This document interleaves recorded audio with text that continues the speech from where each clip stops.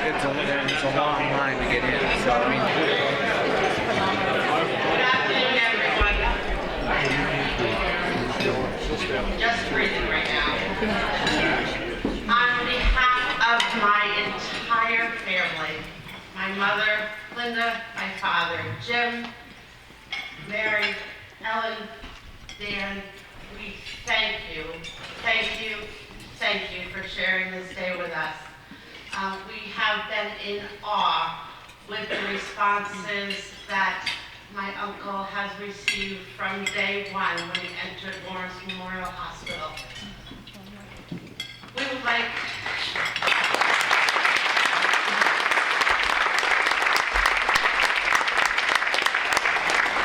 at this time, we'd like you all to share your stories of how Bob touched your lives. So we're going to start off with Luke, and then please, one at a time. I know he's impacted all of you in this room, so if we would take a few minutes, we would greatly appreciate hearing your stories. Yeah, I'm the guy who breaks the ice. I do want to say on behalf of everyone who's not a member of the family, how grateful I am, and I think everybody is. If you think about it, folks, Bob's family is, well, certainly the ones I know are all from Massachusetts. And when Bob passed away, he was in Plymouth, Mass., which is actually where his brother and family lived. So why is it here? If you think about everything that's happened over the last couple of days, I have to say, they did this for us. When they had all of their family and their grieving and their loved ones to take care of, what they were really thinking about when they inconvenienced themselves, went through all the expense, this is for us. And I think we should thank them for that right now.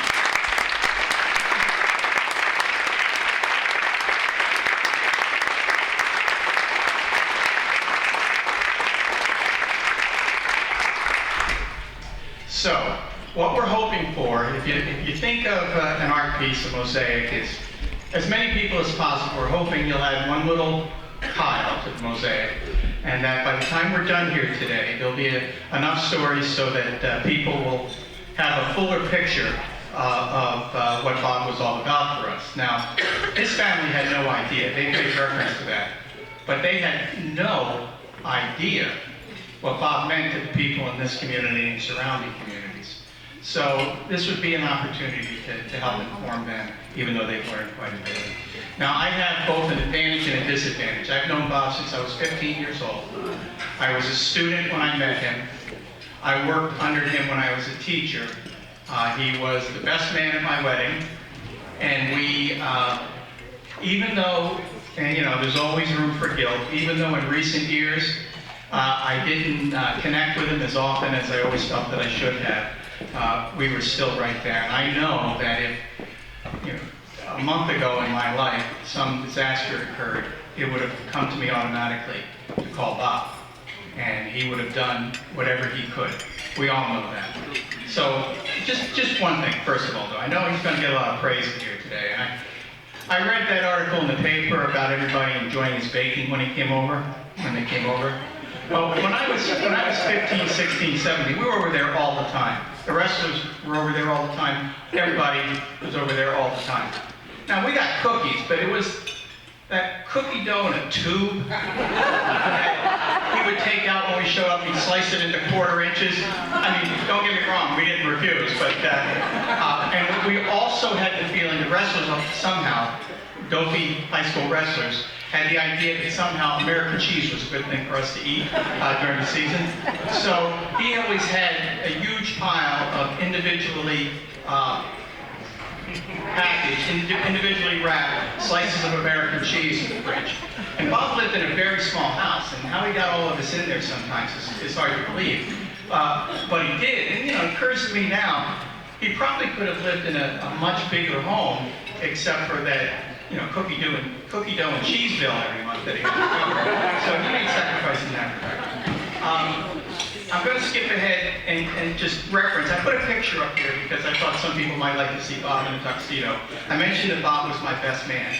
And if you look closely at the picture, you'll see just part of the clock in the upper left-hand corner, and you can see the minute hand is on at about 20 after. Well, our wedding was supposed to start at 10 o'clock. It was 10:20 in that photo. It didn't actually start until around 10:30 or later. And Catherine, my wife-to-be, was expected at the church at about 9:45. So Bob's in the back with me, and it's raining sideways outside, so I know it's going to take a little while for them to get there. But after about 40 minutes, I started to think if she, at the last moment, came to her senses and was halfway to Canada. But Bob was in the back calming me down, laughing a little bit, saying, "Don't be ridiculous, of course she's coming." "I don't know, Dee, 40 minutes, so they only live 5 minutes away." But he managed to keep me under control. But as one comedian says, I told you all that to tell you this. This is a story I want to mention, even though there are a million more out there. But for many of us, Bob did things at what happened to be the critical juncture in our lives, when our lives were ready to go either this way or this way. And somehow, he managed to be involved at the critical time and make all the difference. Here's mine. When I was 17 and graduated from Ledyard High School, I went off to University of Connecticut. And it was really the first time I had been away from home.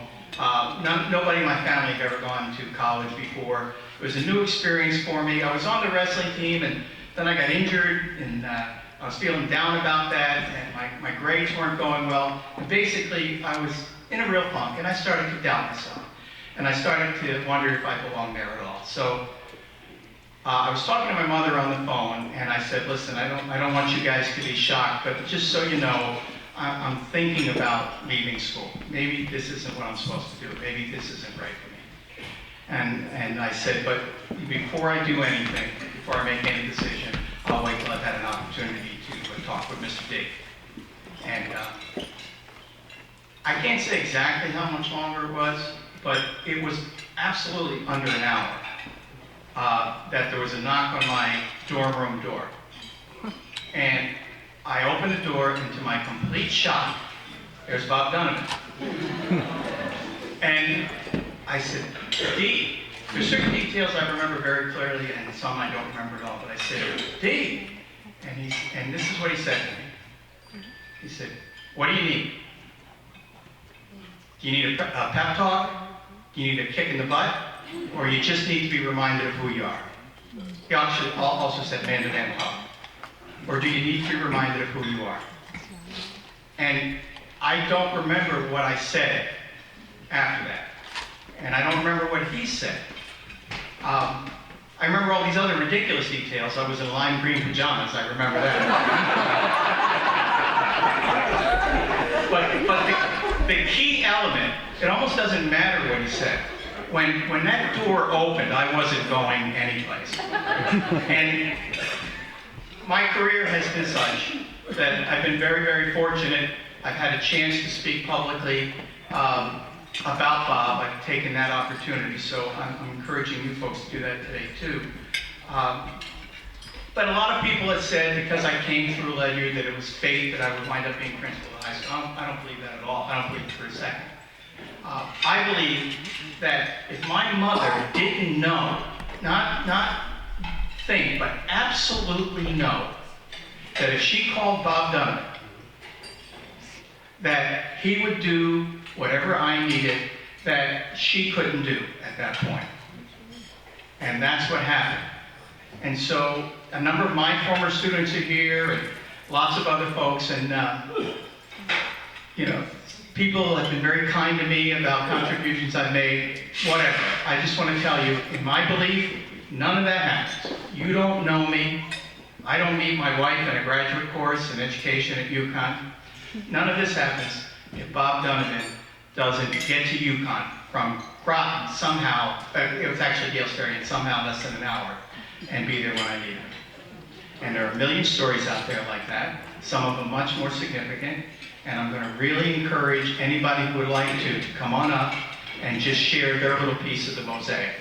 And if you don't, I'm very comfortable with calling on folks. I have a long career where I had to do that on multiple occasions. And again, it doesn't have to be anything extraordinary. It could be 10 seconds. It could be, I was going to get in trouble and he did this. It could be almost nothing. But it is something that, for whatever reason, has stayed with you for 10, 20, 30 years that you remember about. So let's go. Let's have it. All right, Marshall.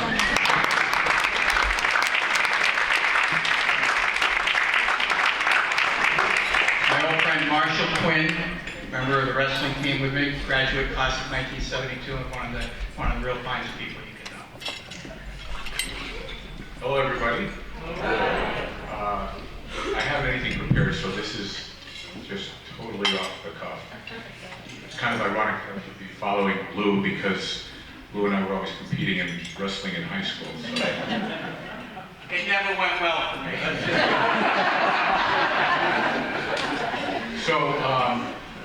So Bob Donovan, I was probably 13 years old, and I was 8th grade. He was my history teacher, and so I was in a single-parent home, just my mom and my brother and myself. And I think I was probably one of the first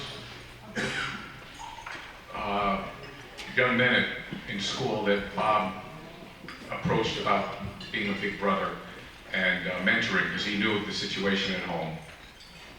I wasn't quite sure what that meant, but to have a male influence was, you know, a positive thing, and it seemed like the right thing. So he had also approached my mom and asked about that.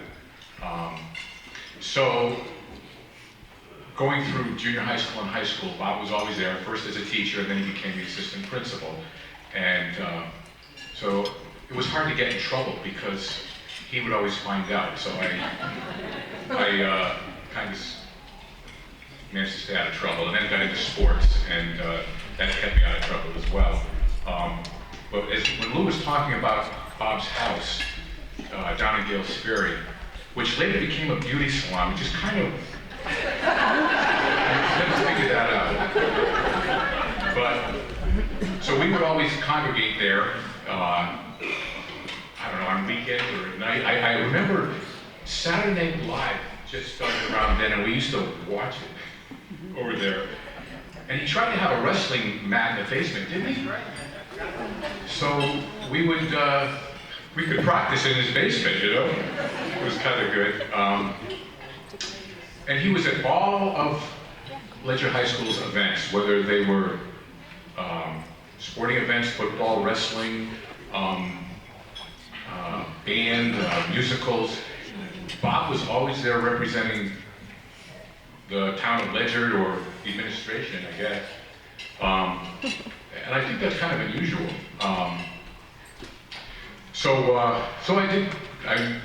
like Lou said, he counseled me, and I did go to college, and my freshman year in college, don't ask me why, but I thought pledging a fraternity was a good thing. And so Bob, I told him about it. He didn't say anything bad. In fact, we had a pledge trip, and we were going to Pennsylvania, and I needed a car. So Bob let me borrow his car and go to Pennsylvania with a bunch of pledges. And, oh, wow. How many people would do that, you know? And he had a nice car, too. So it did come back in one piece, and it was fairly clean.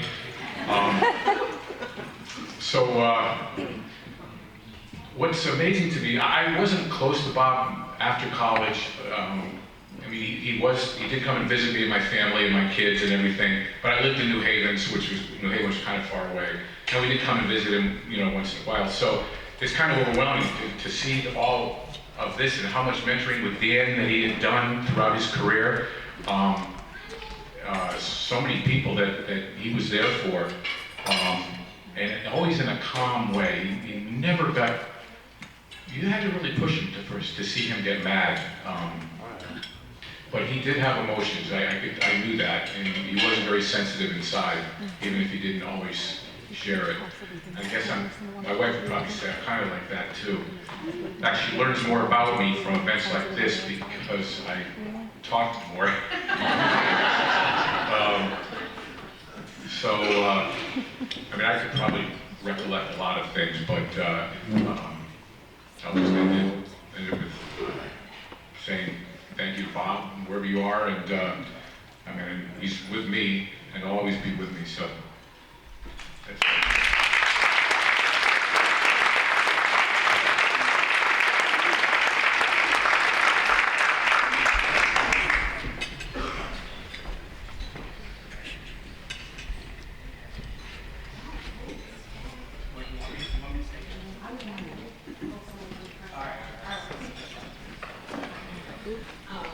Hi, my name is Carolyn Monaco Bueno, class of '86, and I wasn't one of those students that would be, weeded out in the bathroom smoking the cigarettes or doing the naughty things that people do. I was proud to be one of the good girls that just, followed the rules. But when I had the privilege of being in charge of planning our class reunions, and the last that I had seen Mr. Donovan was, I believe, at our 20-year reunion. And I remember, he just walked with this elegance and air and just smooth coolness, And when he came to the door, and he remembers everyone by name, and you're just in awe of that. And I remember saying, "Oh, Mr. Donovan, I'm so grateful that you got the invitation, that you're here. Thank you for coming." He's like, "Carolyn, call me Bob." I said, "No can do, sir." I said, "That would be like Mother Teresa telling me, just call me Terry." So he laughed, and he respected that I was on a level of not being able to draw that line into calling him Bob. But I thank you from the bottom of my heart, Mr. Donovan. Thank you.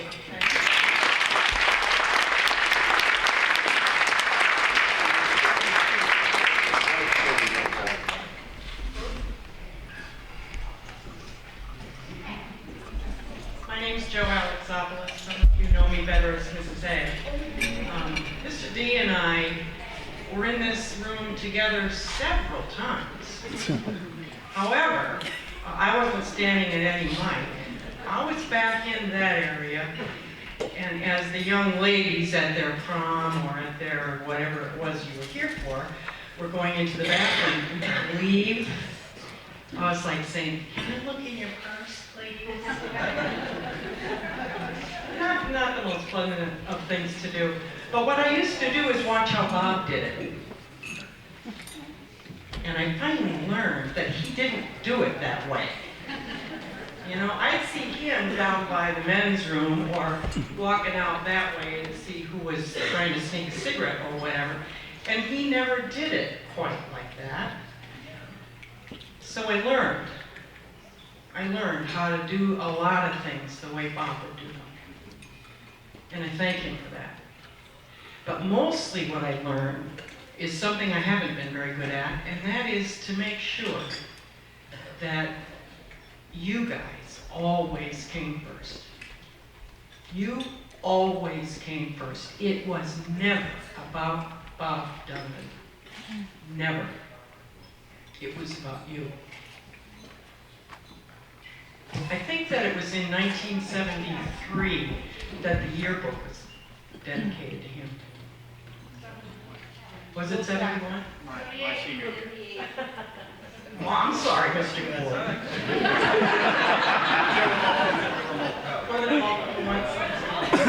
And I can certainly see why. But you know what? I'll bet you when Bob received those books, he was the most humble person you ever knew. He deserved so much, expected so little, and at the same time expected wonderful things, but from you. He knew what you guys had, and he wasn't going to let you settle for less. And he is here with us today in spirit, there's no doubt about it. As I've talked to Dan and I've chatted with his nieces and his very beloved brother, He is here. And he's wishing you Godspeed. And he's wishing that you will continue to live your lives with the rules that were read to us today. I'm old, my memory is brief, I can't remember exactly what they were. But I will remember that the way he lived his life was loving. And I love you, and he loved you, and God bless you, and have a really wonderful time in this fellowship. He would want you to. Thanks.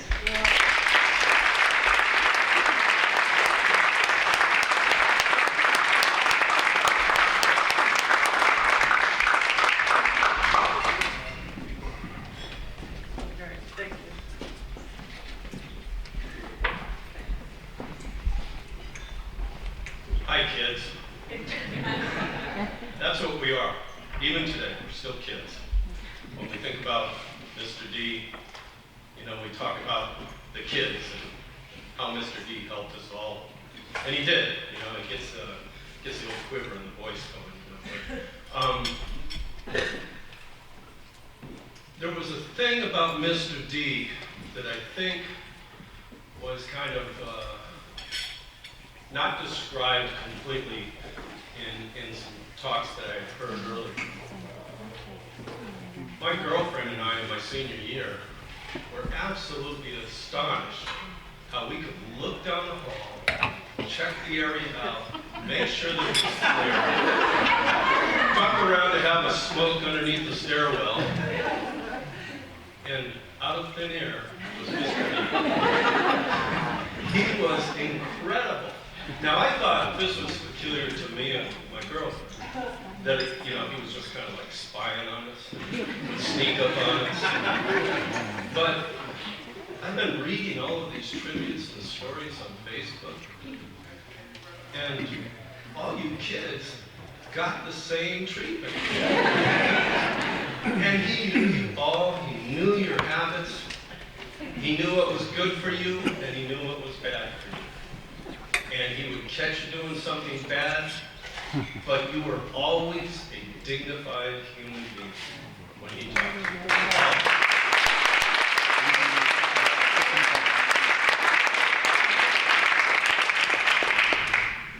And I think that's probably has a lot to do with why you're here today. And all of the people around this country, around this world really, that are paying tribute to him today.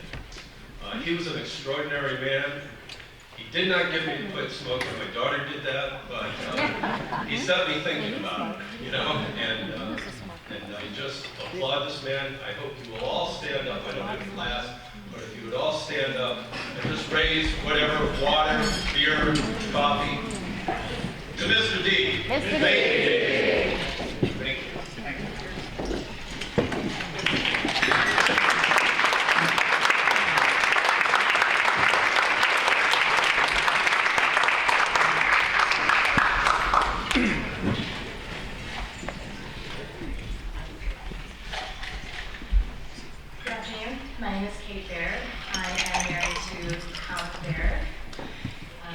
Mr. D was, well, I should start with, I'm not from this area and I don't know him from my youth, and I don't know him from school. I know him through my husband, Colin. I knew him as father-in-law. My husband, both of us were a couple of broken kids, and he helped my husband. And when I met my husband, they say birds of a feather, people that you love, people that love you say a lot about who you are. And that said a lot about my husband to be. And I can't say I was caught skipping class or doing something that he had to get on to me for, but I do have a story that shows his grace. I was 20 years old and I was a young mother, and I had met my husband, a Marine, and I was headed to heels for him. Still am, happy. And my husband had bought me a nice outfit to meet his father. He called him Dad. And leaving to go to this very nice restaurant that I had never been able to eat in before, I promptly probably fell down the stairs in front of him.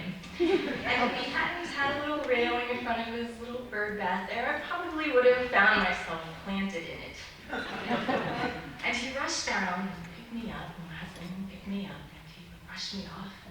And, are you okay? And of course, I was. Humiliated, but okay. And then we proceeded to go out to dinner, and the whole night, even though my very young Marine husband, who liked to tease like a boy does, would tease me the whole night, he kept saying, no, you're okay, no one knows, you just fell down but us. And he just had this way about him to let you know that no matter who you were, or where you came from, or what your obstacles were, or what your story was, he still treated you as though you were the most important person in the room. And he looked at you and talked to you. You knew that he really was talking to you. And he was very generous and kind, and he has helped us out through our years. I credit him with my marriage, saving it in a difficult time. And he drove out to see us and gave us a car, because we only had one, and we had just moved halfway across the country with a couple of kids, and we were scared to death, and he came out to console us and to give us hope and to congratulate us and to be there to support us when things are going really well, and then to console us and to give us advice when they weren't. And even though we spent the majority of the time of our marriage away, whether in Virginia or Minnesota, he was always there by phone, always to send encouraging cards to us. He sent calls and letters and gifts, and he was there for our kids to celebrate their milestone and our milestones. And I have always been impressed and amazed by him, and to come back home and to see so many people he touched is just, I know that we weren't alone, and but he made us feel like we were the only people that he really supported, and he was generous to everyone. I think probably can feel that he made you feel like you were important to him. And I really appreciate that, and I'll miss him. So, thank you.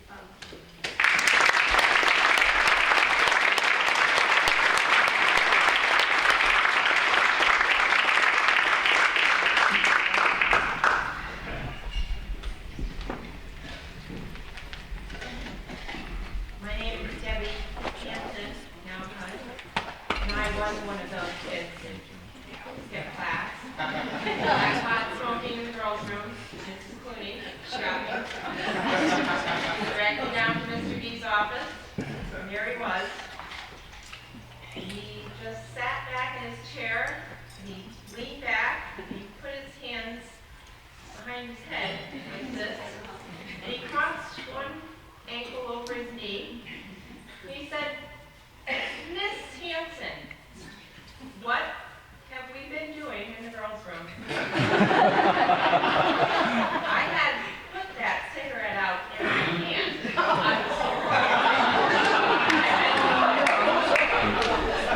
And he said, he was concerned about that. I might need to go to the nurse. And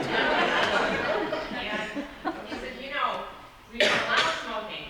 And I said, I know that. I know that.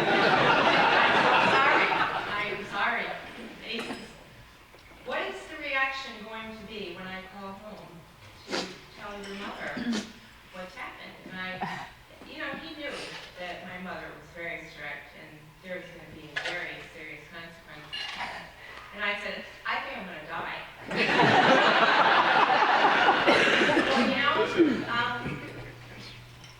I'm going to let you handle that. He said, you're gonna stay after school for a couple days, and I'm gonna let you handle how you explain that. And I don't know if he talked to my mother or if he didn't, but I was in dread every day that I went home, wondering if they would say tell me I just got the phone call for school. Well, that thing never happened, but he made sure that he came to the study hall where we were having detention. And he came and got me to do copies at the office for him because he can't waste a the energy of a student being held after, things like that. But, you know, somebody said something before about even when you were in trouble, he did it with dignity. You know, he wanted me to quit smoking. He did tell me that. He said, please do. And you know, I didn't go to any of our reunions until our 30th. I hadn't seen anybody in 30 years. And as I walked in, I was just kind of amazed at how many people were there. And I hear this voice, and I knew who it was instantly. Miss Hanson. I would like to let you know that smoking is still not allowed.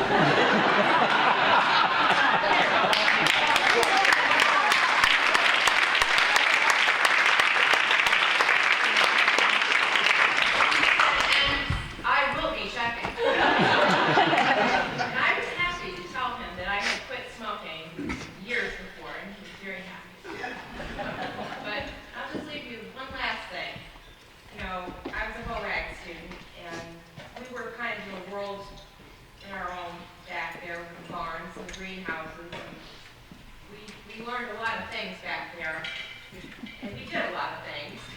We thought we were pretty cool and sneaky, but I was back there with a group of my friends one day, very carefully carving my initials on the bench, and as I was working on the H, very carefully, I noticed this brown pair of shoes.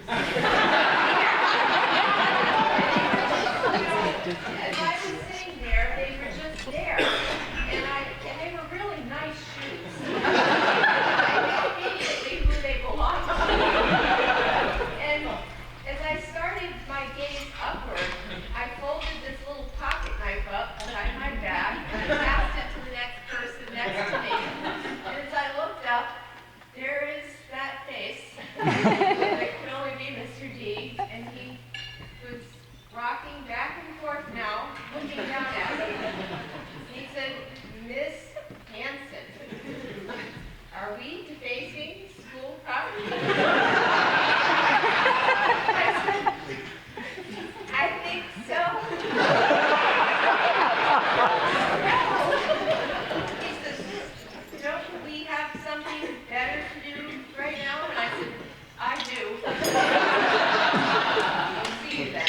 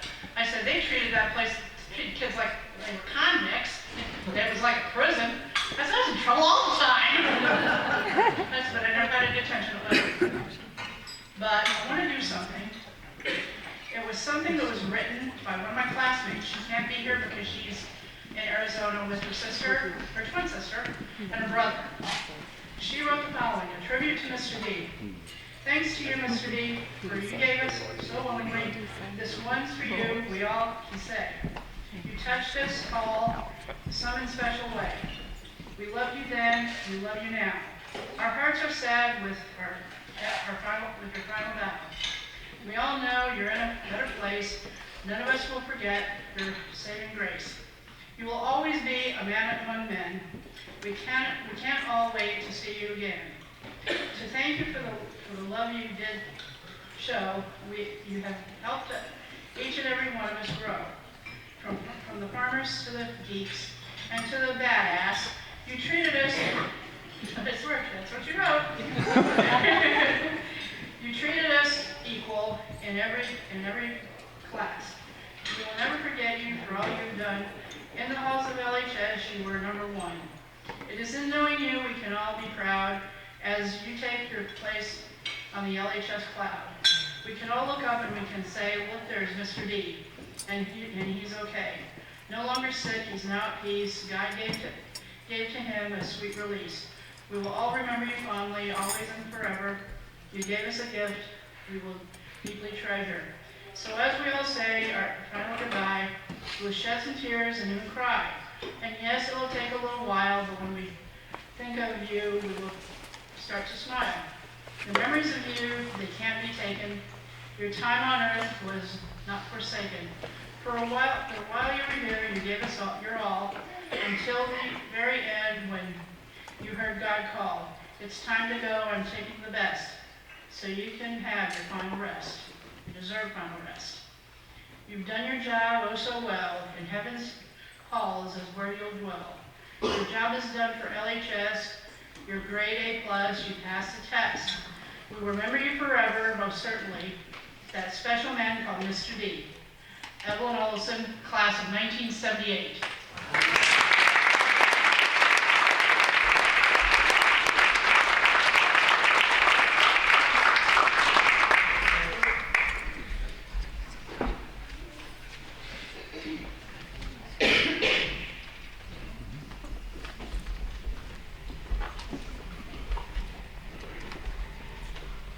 Hi, I'm Elaine Thomas, class of 79.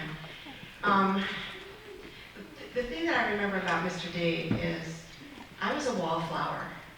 I spent my free time in the guidance office hiding. I did filing for Mrs. Bigelow. I got to know Mrs. A really well. Nobody really knew, other than guidance, that I was there, or I felt that cared that I was there. But every day, Mr. D saw me in the hall. Miss Gums, how you doing today? And it was, wow, he noticed I was here. And it made an impression on me because I was really shy. And the thing I wanted to do most was be a teacher. I wanted to be a school psychologist or a teacher. Well, when I went to college, that was a trauma. Being very shy, imagine that. I still remember Mr. D noticing me. And it was very important to me when I became a teacher to notice the unnoticed. You always see the ones that are in trouble. You always see the ones that stand out academically. But there were those of us that were just average, in the middle. We didn't shine in sports, we didn't shine in music, we didn't do anything special except walk through the halls of Ledyard High School. And Mr. D knew. He knew every single one of us. He knew our family, he knew our history, and if we needed anything, he was there. And it didn't matter that nobody else knew me. He did. And that made a huge difference.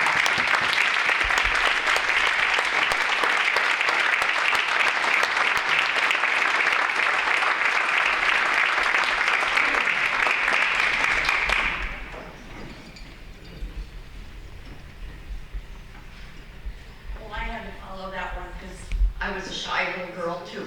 And I cry very easily, so please bear with me. I'll try not to. It's not easy. Just breathe.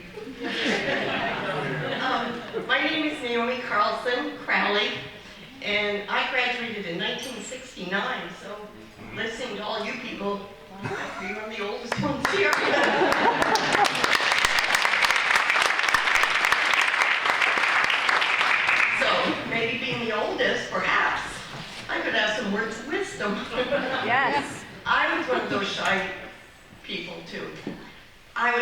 shy that I remember one time we were going to have this class reunion, and it said if you had any questions, you could call, and it gave various people. So the person I chose to call was this young man that was graduated in my class, and so when I called his number and I said, "Hi," I said, "This is Naomi Carlson," and it was utter silence on the other end of the phone, and I said I was calling about the class reunion, and he said to me, "Are you sure that you graduated in 1969? And by then I had gotten not quite so shy anymore. I was probably in my 30s. And the reply that I gave him over the phone was, "Well, are you sure that you were born in 1951? Because I was, and if you were born in 1951, chances are you graduated in 1969. But that's not my whole story. The thing about Mr. D was the fact that, being that I was such a shy little thing, and by relating that story, you can kind of understand, they didn't even know who I was, and there was only 200 and some kids in my class, so that's kind of pathetic. But Mr. D took me aside one day, and he said to me, "You know, Naomi," he said, "I know you're shy." He said, "When you walked into the room," and I did, I would walk into a room, even though I'd gone to school there all my life, and I'd kind of have my head down, because I was afraid to look out and say, "Hi, my name is Naomi." And he said to me, "You know, you can be and do whatever you want to do in your life." And he said, "The one thing I ask of you is that you do your best to overcome that shyness." Well, life went on a little bit, and I married this man that was in the Navy, which I think was one of the best things for me, because it got me away from home. You know, I had to learn to rely upon me. And that thought from Mr. D always stuck, not only in my head, but in my heart, that I could do whatever I wanted to do.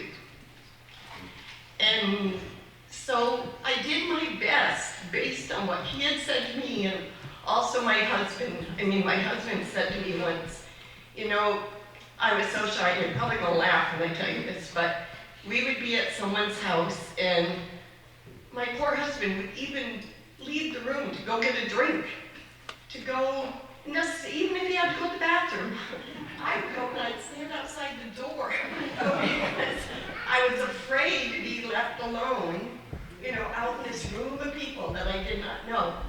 And my husband said to me once, "You know, Naomi, you told me that story about Mr. D," which my husband never met him. You know, my husband was from Missouri, and so obviously he did not have anything to do with Ledyard, Connecticut, but he said, "You told me the story about Mr. D, and he said, I love you very much, but he said, you're driving me insane." And he said, "It's about time, young lady," and he kind of slapped his hand down on the table, "that you realize and recall what Mr. D told you and what I am now telling you. You have to grow up, you have to learn not to be so shy, and just talk to people." Well, I started to. And now my husband laughs because he sits there and says, "Whatever happened to that shy guy?"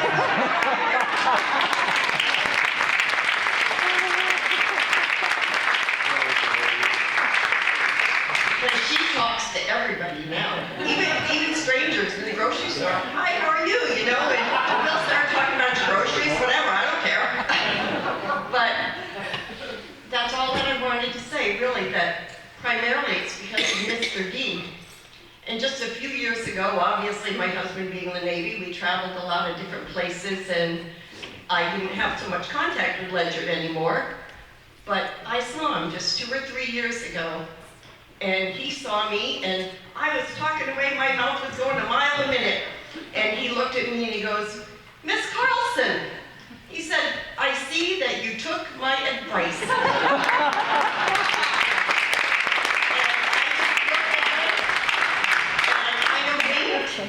And I said, "Yes, I did." He said, "If you can get me to shut up now, well then you're a better man than a lot of other people I know." So, you know, I'm sure he would want us to remember the fun times and the thankfulness that we all feel that he loved us and that we are all his children. And he loved us all very, very much. I'm trying not to cry, but, he would want us to be happy. And if we shed tears, let them be happy tears. And think back to the fine, wonderful stories and the fine examples that he gave to all of us. And treasure him for every single one of them. Because we will never, ever meet a man like him, ever again.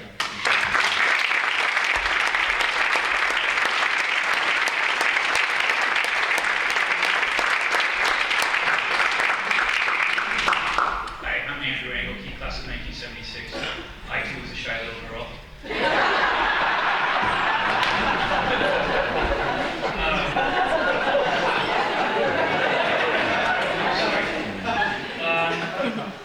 I remember the first time I truly met Mr. Donovan, and it's an interesting story. Our class was the shuttle class. We went to 7th grade at Ledyard High School. We went to 8th grade at the junior high school, which was a disaster. Then we went back to the high school for 9th grade.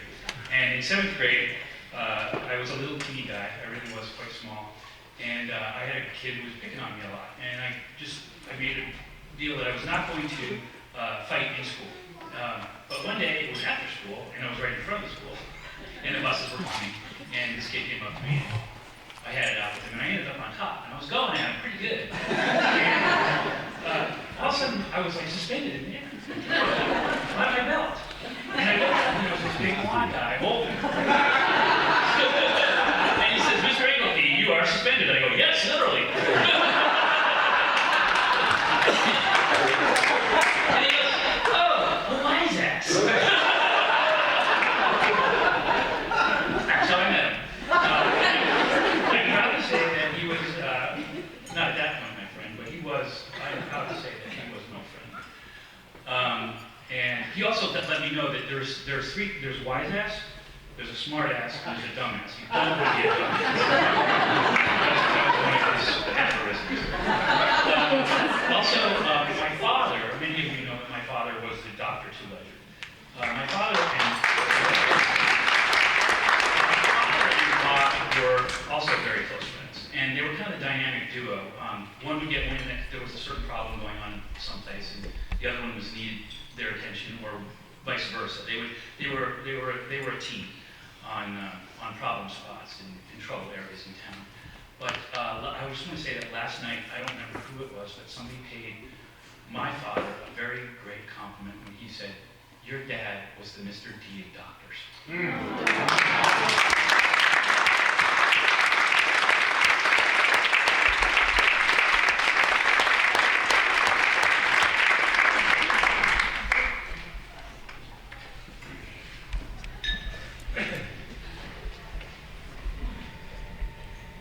I feel like the baby.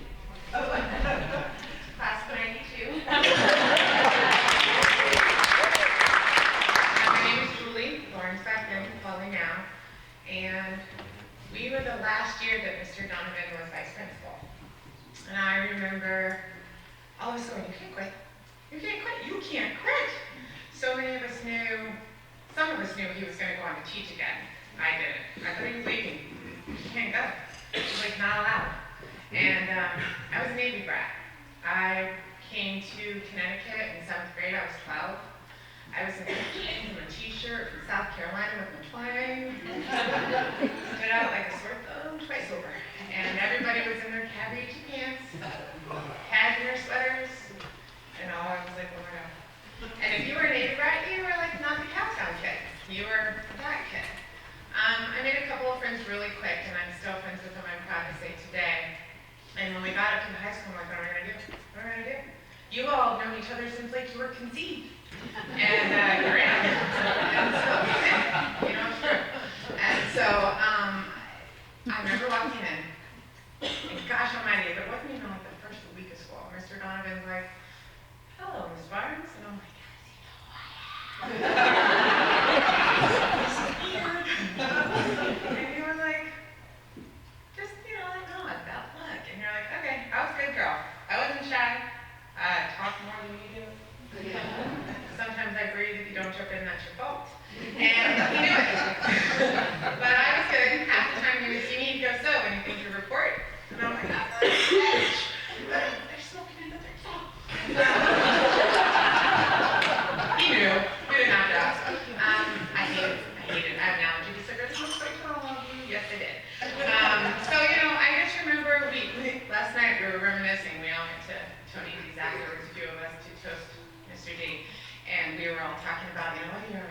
remember. And we all said he was the master ninja. Whoever it was that shared the smoking underneath the stairwell, he was there. It was like weird, but then we all said we were hoping to gather at the high school tonight, candlelight vigil, and everybody's saying, what should we do, what should we do? And I said, we all need to jingle our keys, because you knew. You did not have to see him, you heard the jingle, and there was nowhere to run. I was a good kid. What's coming? Like, you look like, what time is it? Where am I supposed to be? Does he know? You didn't think it's like you knew you weren't going to be in trouble, but you would get that look. Like you're better than that. And I just thank God I was always where I was supposed to be. But I don't know, just something I missed. I was away, Navy wife now with my own brats, and we'll stop there. I was away. I was not here for our 5-year, 97. I missed our 10-year because I was having surgery. And sadly, I missed our 20-year reunion last year because someone else in my family wasn't well. And I remember being so upset because it was a Grattan Inn, and I could like almost see it from my house. I'm going, I know he's there. And I wanted to be there so bad, not because I wanted to touch base with the people that I had known for 20-some years of my life. I wanted to see Mr. D. I wanted to see him. Because you just, when you knew him and you saw him, no matter how bad life was, you knew there was good in this world. And somebody said if we could all just take a little piece of him and pass it on. So I've shared with some people, my children have watched me laugh and cry over these past 2 weeks. I was talking with someone earlier and I said I would just start crying reading my Facebook page. And they're like, Mom, what's wrong? I'm like, wait. And my 20-year-old, yes, I graduated first and then I got top. He said, come on, your eyes are long. But like, Mr. D, you don't know. So I would share stories. And then I just keep scrolling around laughing. So my son's like, your face went up. And I nod. And so they just kind of got used to it. Sad face. I was drawing a face. Happy, sad, happy, sad. And my kids were just like, Mom, not that you need to be a surrogate. I've had 2 children who aren't mine. And I hope Mr. D would know that it's good that I help people.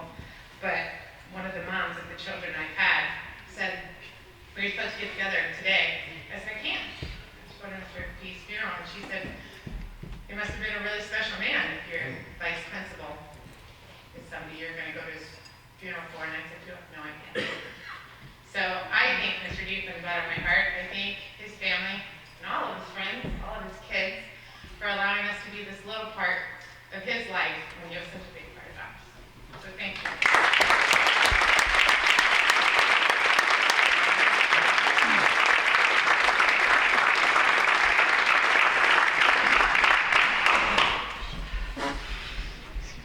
Hi, I'm Wendy Hartling, better known in high school as Jeff Hartling's little sister.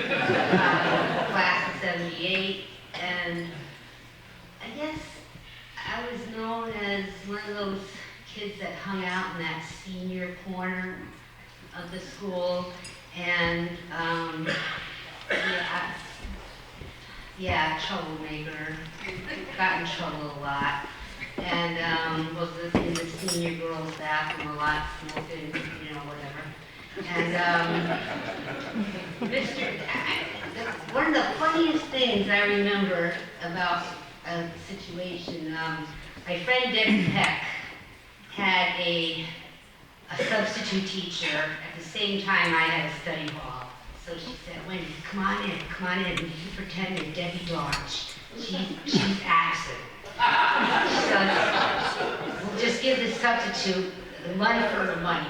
I said, all right, sounds good. So I went in, sat down with Debbie Peck, and was absolutely horrific to this substitute teacher. We were horrible. We just wouldn't let up, right? And next day, substitute's still there. Debbie Dodge is back. So I'm walking down the hall, oblivious to this, and Mr. D comes down the hall, looks at me and goes, good afternoon, Miss Dodge. Oh my God. And to top it off, I get home. I'm not really, didn't get in trouble school, but I get home and my father says to me, do you have something you want to tell me? And I said, no. And he goes, did you know that my supervisor at EB is Mr. Domch? Oh my God. So I don't, and then, another thing, I had my mother's signature down pat. So when I skipped school or whatever, I could, sign the note, bring it in the next day, say I was sick, or I had this to do or that to do, and I'd give it to, Mr. Donovan. And the one time he called home when I was not in school, I was actually sick. And I pick up the phone, I'm like, hello? And my mom was at work, Dad's at work, and he goes, hello. And I forgot exactly what he said. I said, who is this? And he goes, it's only the most handsome man at Ledyard High School. And I go, Mr. Donovan, man, I'm really sick this time. I swear. And then just one more thing, because I think he knew that he had to set an example for me, because he had let me gotten away with too much stuff. And it was, we had, back in '78, you had smoking lounges outside that you were allowed to smoke in, but not cigarettes. So, it was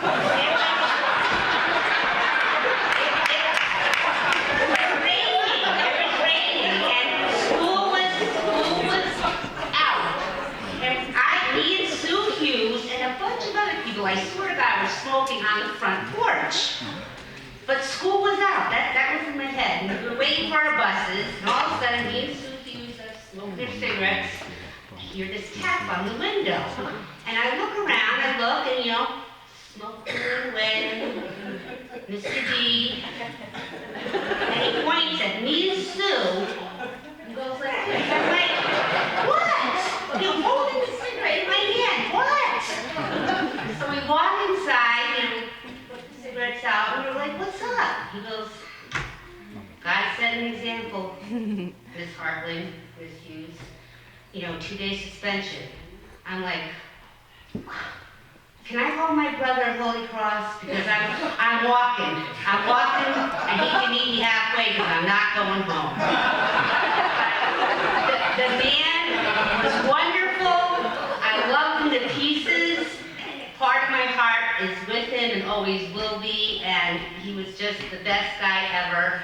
And he did, I think he let me get away with some stuff that he shouldn't have, but he always, like you're all said, man, you walk around the corner, there he is. You walk around the corner, there he is. He was just always there, and I'm going to miss him a lot. And to his family, thank you so much for having something down here for all of us to share with you and you with us. Thank you very much.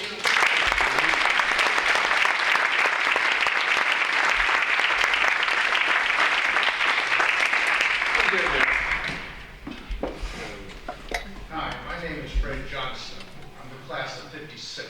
So I think maybe I might be the oldest here, but not around here.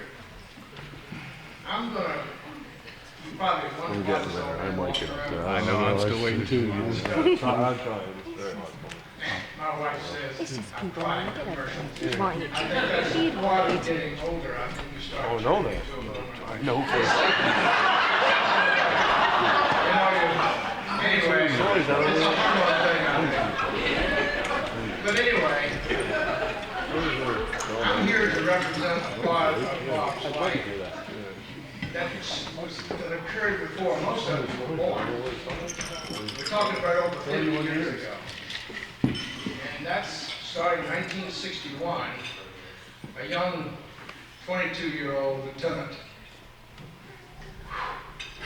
breathed. He didn't give me these rules. I don't know why he didn't give me the rules, but he did.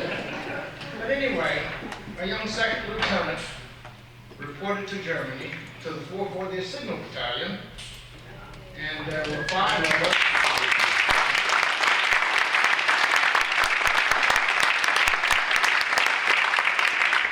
A lot of you might not even realize Bob was a soldier.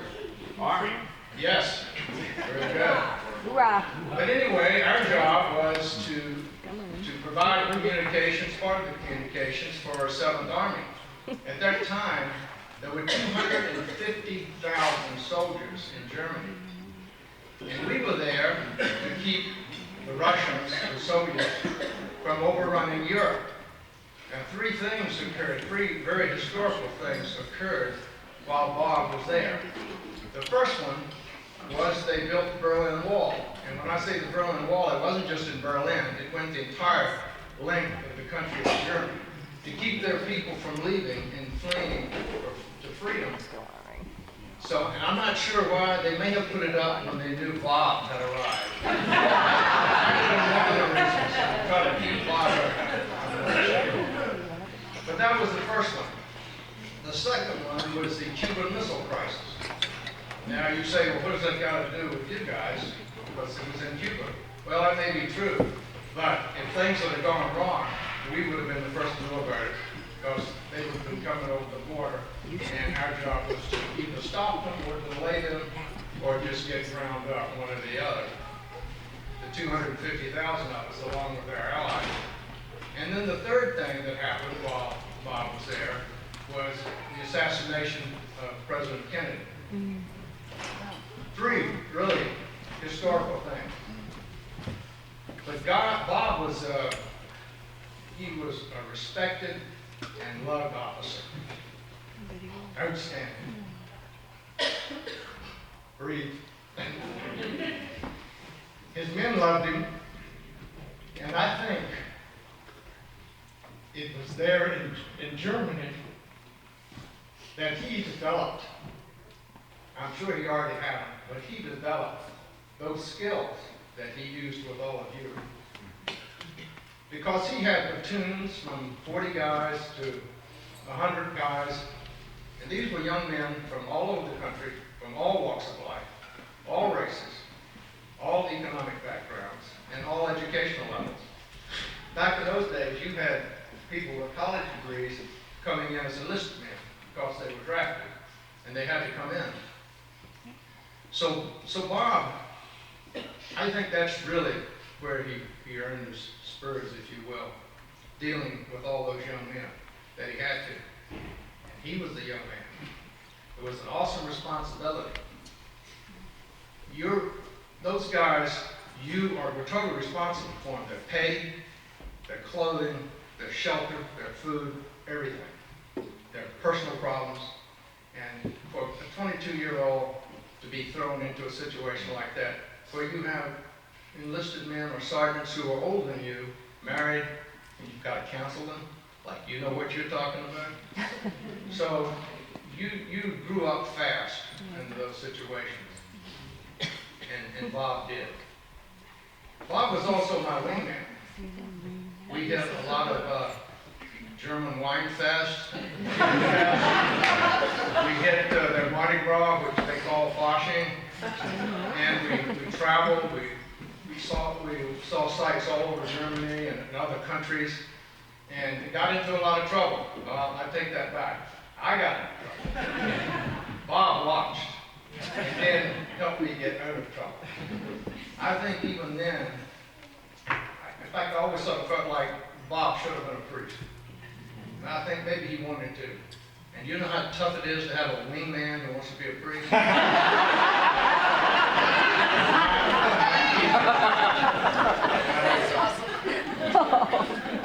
But Bob lived his religion. Yes, he did. And it impressed me. And I was a Southern boy from Virginia, a Southern Baptist, Presbyterian. But it impressed me enough that in 1969, I was baptized in the cathedral in Saigon, and Bob's mom and dad, not being there, but they were my godparents. And I finally called his dad, Captain Jack, and his mother, Mrs. D. And I love those people. But they were my godparents, so I guess you could say Bob and I were brothers through the church, I guess, some way like that. But, you know, wherever you are, and your glass is filled, whether you're by yourself or with others, raise your glass and toast to Mr. D. Mr. D. And if there are those around you who don't know what you're talking about, and they say, who is Mr. D, you tell them. Bob was my friend, my wingman. He was the best man at our wedding, and my wife was here as well. So I love you, Bob. I'm going to miss you. Thank you.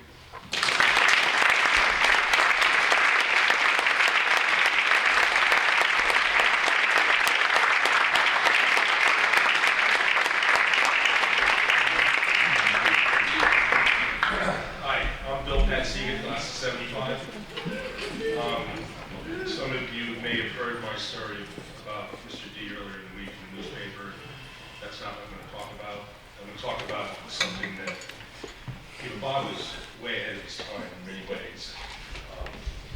He was the original Mr. Facebook. The number of reunions he attended, the graduations over the years, when my wife Fran and I used to go visit him, if you wanted to know anything about anyone at Ledyard, all you need to do was ask Bob. He would tell you exactly who was doing what, where they were living, how many kids they had. It was just amazing. And of course, you can see that now if you're a Facebook person, that Bob's pretty well entrenched on Facebook. I also had the opportunity to, before Facebook became popular, to trade jokes with Bob every morning in email. And for those of you who participated in that, he had a pretty interesting sense of humor. So I'm just really going to say one thing, and that's what Bob meant to me. He's one of the three men in my life who's helped me be a better man, a better husband, a better father, a better friend, and a better mentor. Thank you very much, Bob.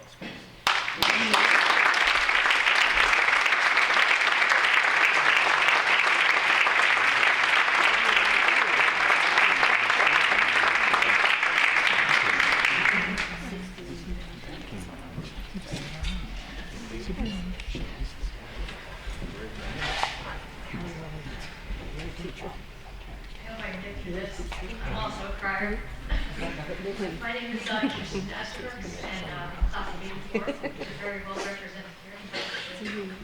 Mine's kind of short and sweet. Everybody talks about Mr. Donovan's stare, but what they don't talk about is his voice and how he can just bring you down to a very small size by his voice.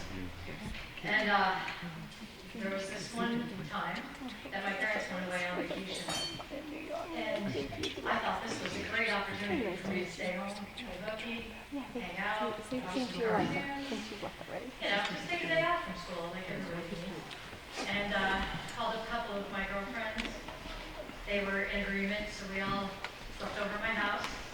And Monday morning came, and we're hanging out, having some breakfast, Captain Crunch with Crunch Berries. And my phone rings, and I thought it has to be my parents or something. And I don't know why, but I answered it. And on the other end of the phone, I get this. Miss Esposito. He said, I know your parents are on vacation. You were not. I will expect to see you here by second period. And you can let Miss Rowley know that she needs to be here as well. How did you know? And then I thought to myself, how come he doesn't know Kathy Simonelli's here too?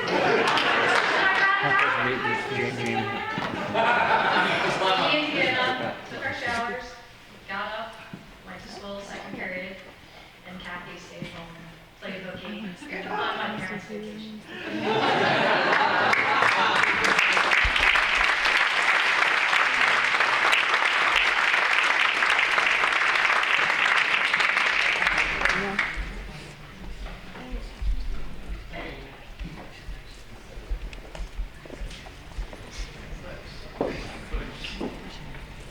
Eric Lambert, class of 84. Yeah. My story actually involves discipline, believe it or lessons we learned is Mr. D made me man up and face some realities, and take ownership for an event that happened.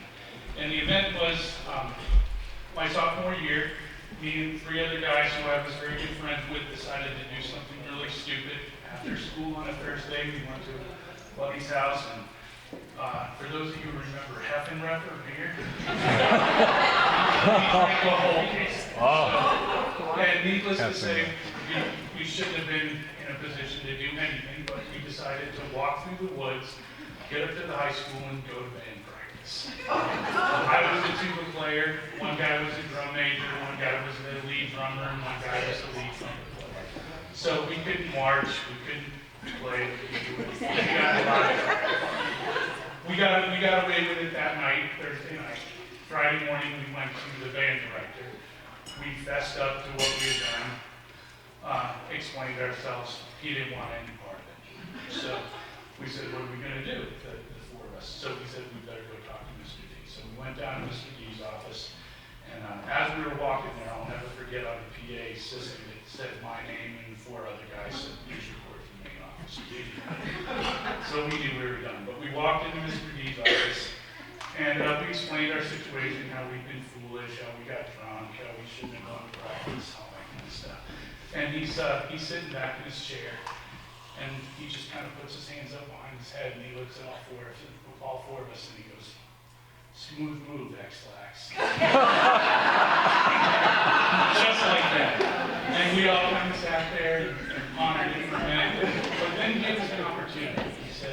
He said, gentlemen, I'm going to give you an opportunity to call your parents first and talk to them, or all call them and talk to them. But so one at a time, we each called our parents. I called my father, and he got on the phone and he explained it. But it was a lesson in ownership, in giving us the ability to face up to what we had done. So I'll take it with me the rest of my life. Thank you.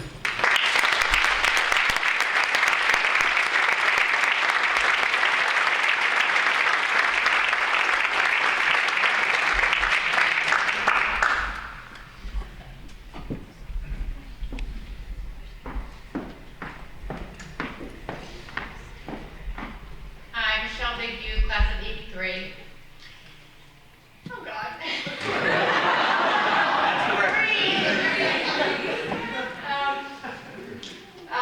In high school, my best friend was Sue Booth, and we decided one day, and we were not the ones in trouble, my sister was that. And I'm going to call you on the carpet and say you're next. So I was a good girl, and whatever. So Sue and I decided that we're gonna have a cookie day, and we had a friend who had graduated the year before call in and pretend she's Sue's mom, and could you please dismiss my daughter, Sue? She's got a dentist appointment. Okay, we get the pass. She goes. 10 minutes later, the same girl calls back. Can you dismiss? This is Miss Bigu. She's got a dentist appointment. I'm almost done.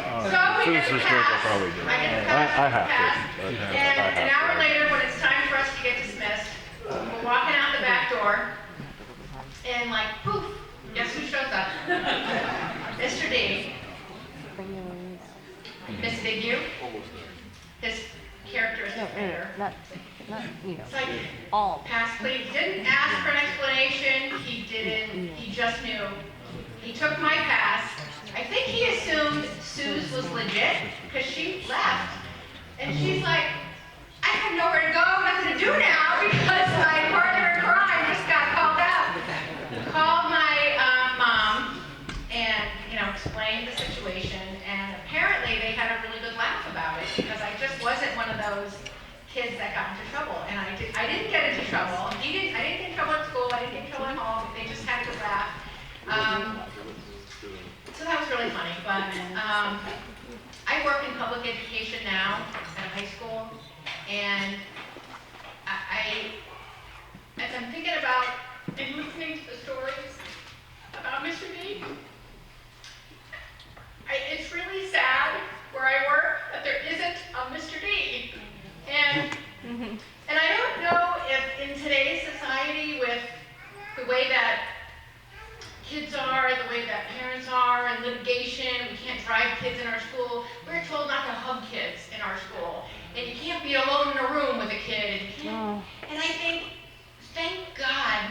D was the AP he was when he was, because he touched all of our lives in such a way.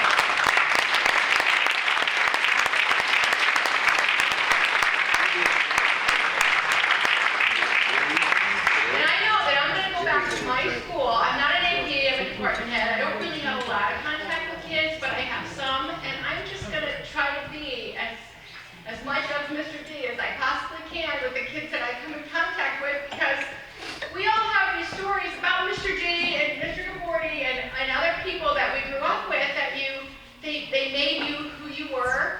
And the people, the teachers, and administrators, they never know, oftentimes, how much they touched your lives, because we don't often see them. I mean, Mr. D, I think he knew exactly what he did for all of us, because we were in constant communication with him. But teachers really don't often know, and that's okay, we don't need to know. But I think that I'm just gonna try to pay it forward, because that's what he wanted us to do.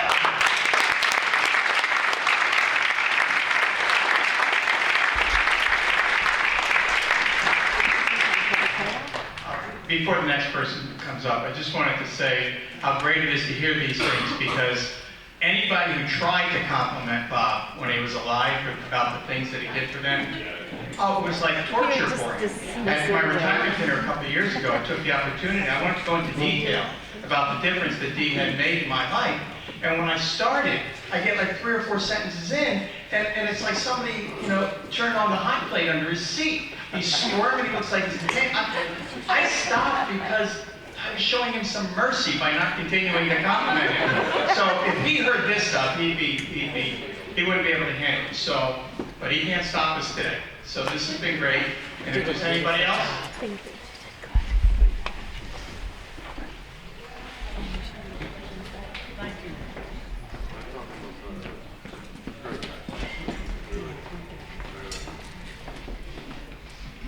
Hello, my name is Joe Monaco, class of 1984. And 2 aliens landed at a gas station. And big alien pulls out a laser gun, points it at the gas pump, and says, "Take me to your leader." Okay. I'm not going to finish that joke, because there's a lot of ears in here that couldn't handle that. But that joke was told to me by Mr. Donovan. Freshman year in high school, and I remember it to this day. I still tell this joke. Been traveling around the country with my work, and always gets a laugh. If you're interested, I'll tell you later. Mr. Donovan was an amazing person. I'm glad everyone's here to pay tribute to that. He was a good friend. I've had several siblings that passed through those halls, starting with my sister Mary, C.C. Carolyn, who's right in front here, C.C. in the back, somewhere back there, and my brother Lawrence. And it's amazing, and I can tell on Facebook, someone said Mr. D was the precursor to Facebook, and couldn't say anything truer than that. I'm utterly in awe when I thought how many children, I don't know if you have a number, how many people have passed through the halls there since Mr. D was there, but thousands. Thousands. And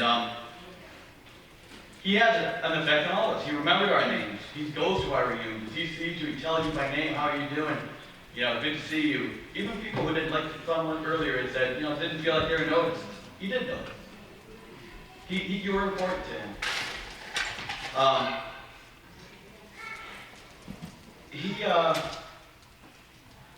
He touched so many lives, and on Facebook I see people mentioning, my phone's been blowing up, because if you land on one of these sites about Mr. D, any comment or any string of comments comes through, your phone is still exploding.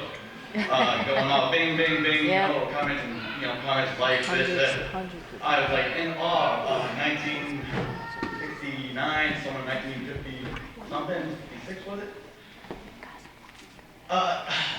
Decades of people that he's influenced. And you just think you extrapolate that on how many lives that affected and how many lives that goes on to affect. And I don't know anybody, personally, as I did with Mr. D, that has had that kind of an effect on our community or our world. And like they said, you know, you take what he's taught us, and you pay that forward. He said the best thing you can do is take these values he's instilled in all of us and pay those forward. Bring those to your kids. Instill those in your children. He was a very good man. He had a great effect on my entire family. A lot of us in my family were class officers and had to deal with Mr. Donovan quite a bit. When I was a freshman, I was freshman class president at the time. My brother was class president of the senior class. And I don't know, I'm sure a lot of you remember Mr. Norman. Personally, obviously you do. He was a great man as well. You know, I actually learned quite a bit from him. I still recall a lot of the lessons from that class. And I just remember studying for the midterms in there, and we all know how that went. You know, yeah, I kind of was a little bit of cut up, but I remember being in trouble with Mr. D, and I got most of his attention. I never got detention. I didn't do anything wrong. My sister knows I never do anything wrong, right? Hey, John, who you talking to? So I'm in detention with Mr.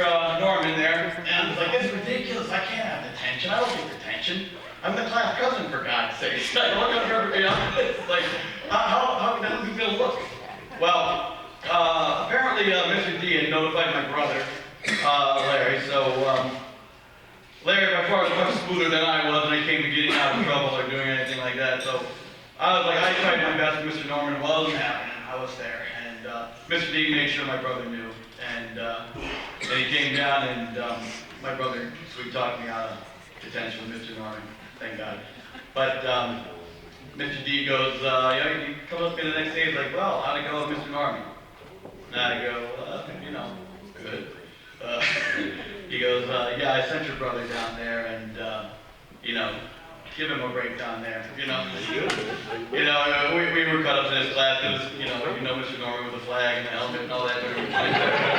And, but Mr. D was looking out for everybody. He was a great friend, and it was great to see him at all the reunions, and he's going to be dearly missed. And thank you for spending your time with us, Bob. You have had quite a great effect. Thank you.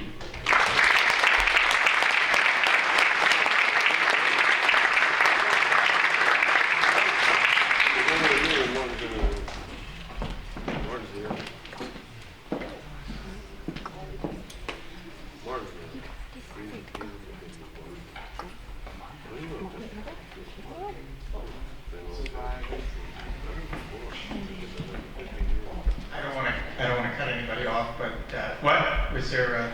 Were you coming up? I can wait a minute. Well, no, I was going to say. Come on up. Come on up.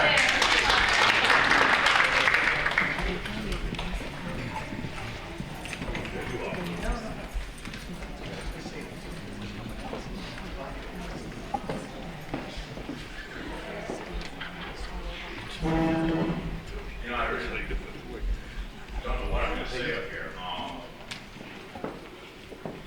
I have a little personal story. Once upon a time, John Phelps, 83. yes,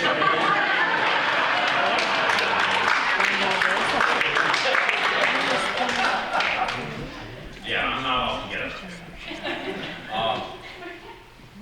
Once upon a time, I cut loose with some choice words at band teacher.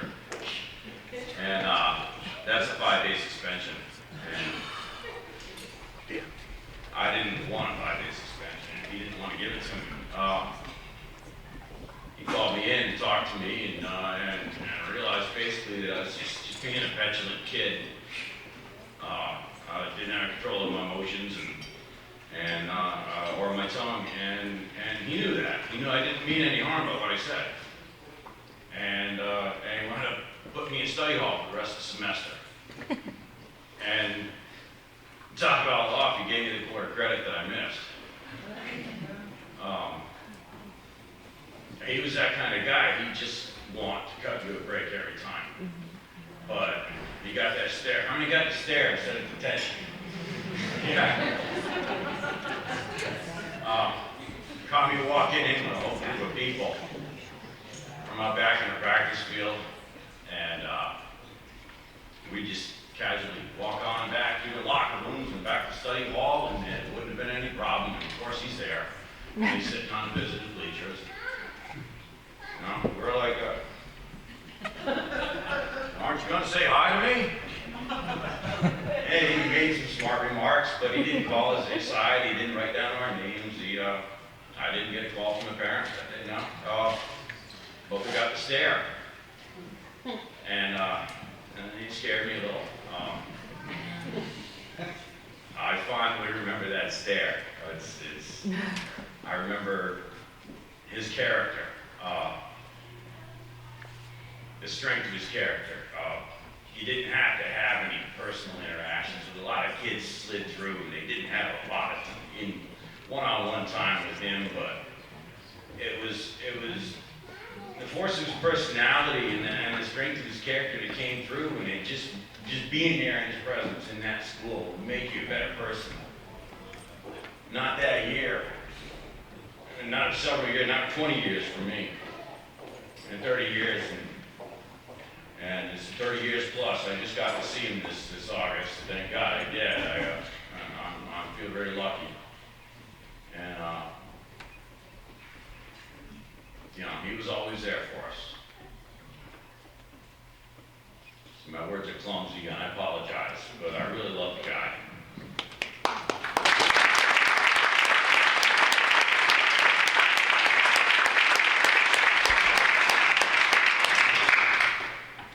He loved me as much as any one of you, and I didn't realize it at the time.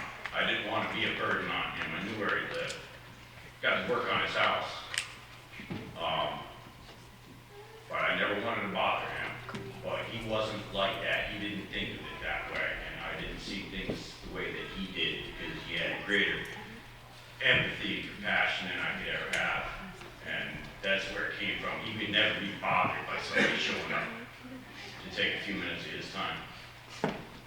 I wish I had availed myself of that. Thank you, Mr. D.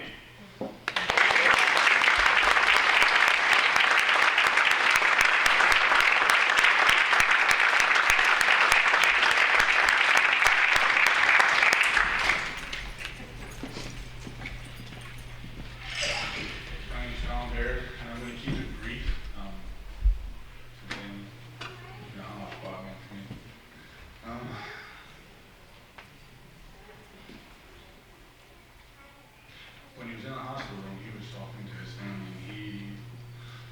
And it's a funny story, one of my secrets. When I first met Bob, I was kicked out of Mr. Gary's class in English. Yeah, me too.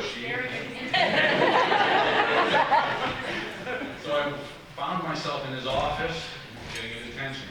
And politely, coming from a troubled home, I just told Bob, I said, look, I don't do detentions. And so Bob looked at me a little strange and said, well, we won't call it a detention, we'll just call it a date. Because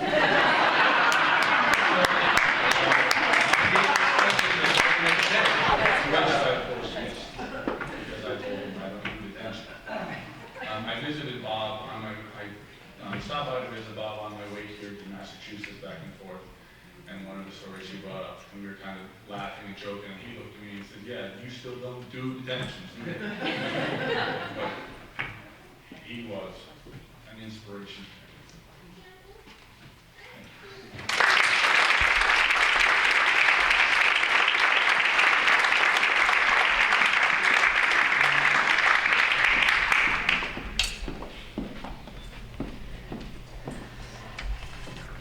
Hi, everybody. Cece Monaco Eiliff from the class of '79.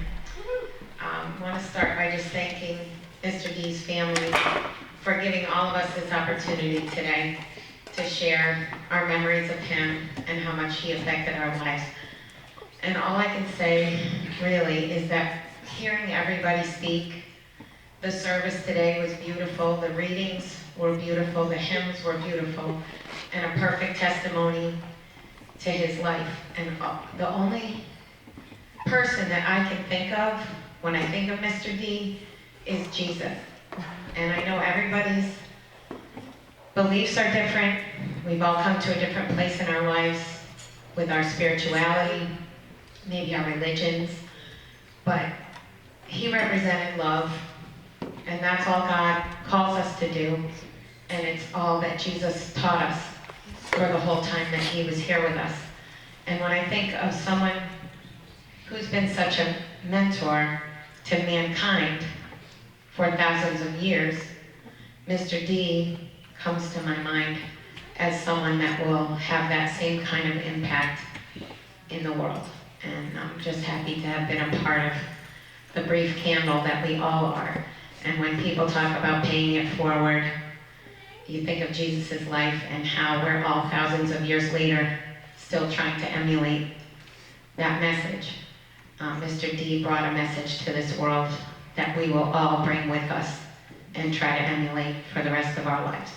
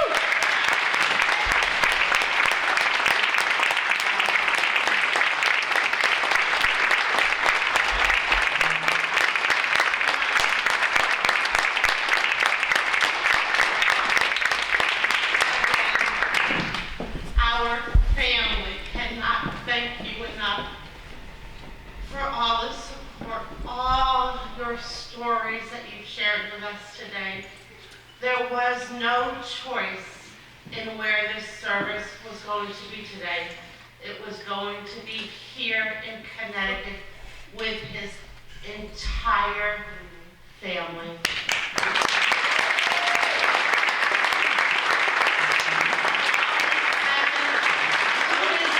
91-year-old Uncle John.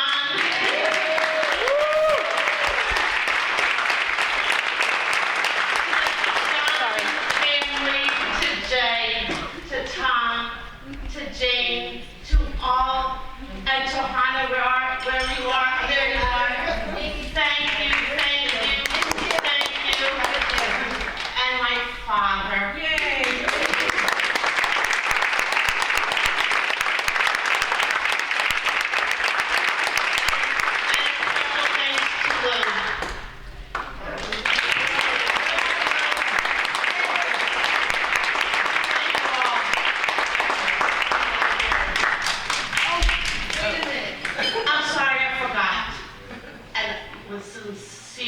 Sincere apologies to our new family, the Mathesons. We love you from the bottom of our